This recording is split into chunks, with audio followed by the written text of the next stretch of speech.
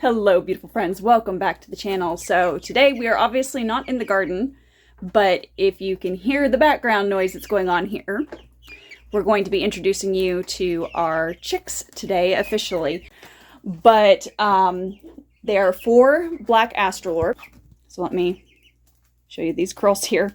So they are crammed into our spare room, and they're doing very well. They're very, very healthy. As I said, Diva was the only one out of the first batch. So she's been with us since she was a week, 4 days old. So she's been with us the longest. So we have Diva here. We have Sugar, Sassy, and then Delta here. The plan is to start transitioning them out into the garage. They are not fully feathered.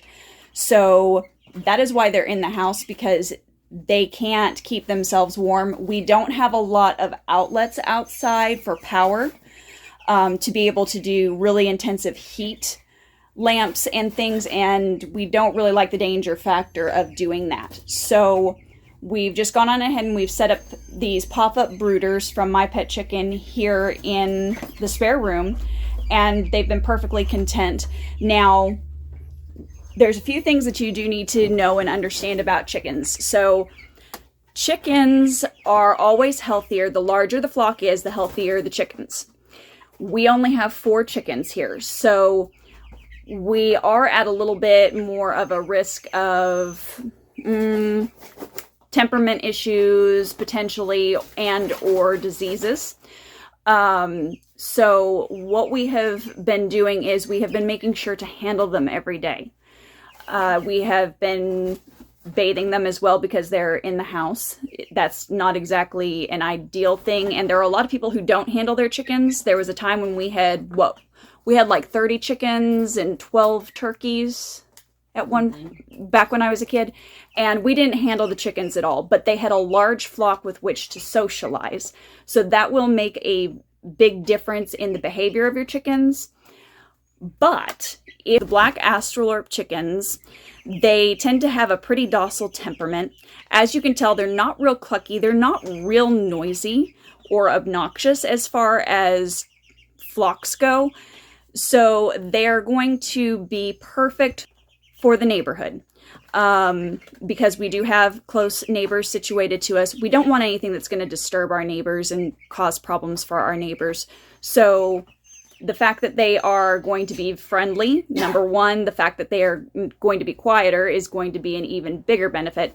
The other thing too, these girls will get about 6 to 8 pounds, so they're a little bit smaller. They're not going to need as much square footage, so that is also a good thing. But they are also a heritage breed.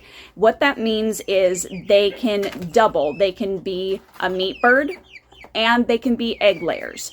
Now, these girls will average anywhere from 250 to 300 eggs a year, which is about 5 eggs a week if you go on the low end.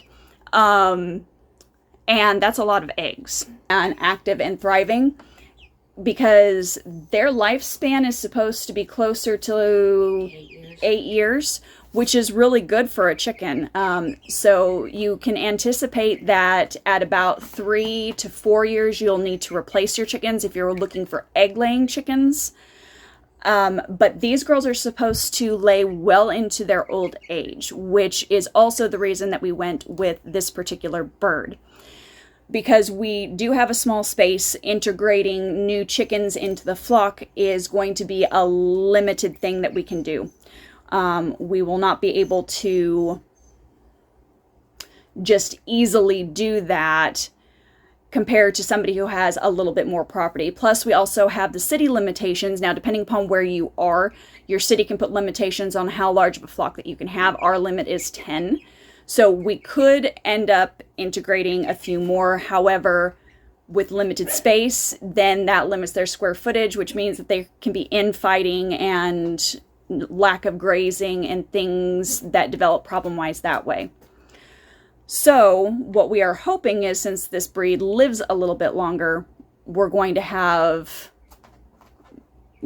more time in order for us to be able to have to integrate the next round of chickens in for egg production. It isn't a sudden decision on our part.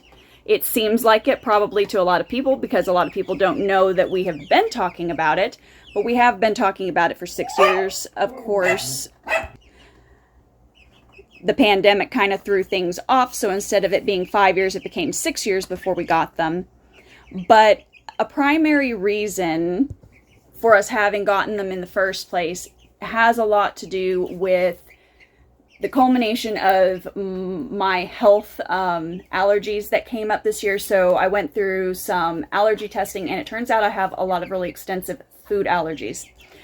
So one of the problems that I have is finding eggs that are free of soy. And unfortunately, when our flocks and herds consume soy, for the most part, unless it's a ruminant animal, it gets into the meat, it gets into the eggs, and then, of course, into you. So I've been having reactions to eggs because of the soy. So we've been getting our feed, and it's a non-GMO feed from Azure Standard. I'll put a link down below so that you can check out the Azure Standard. I love them. Love doing bulk buying through them. But yeah, so doing this gives us a option for a clean source of eggs that is becoming difficult for us to source in our area. So if food allergies are an issue for you, and you're looking into chickens, just be mindful of what you're feeding them, as a note.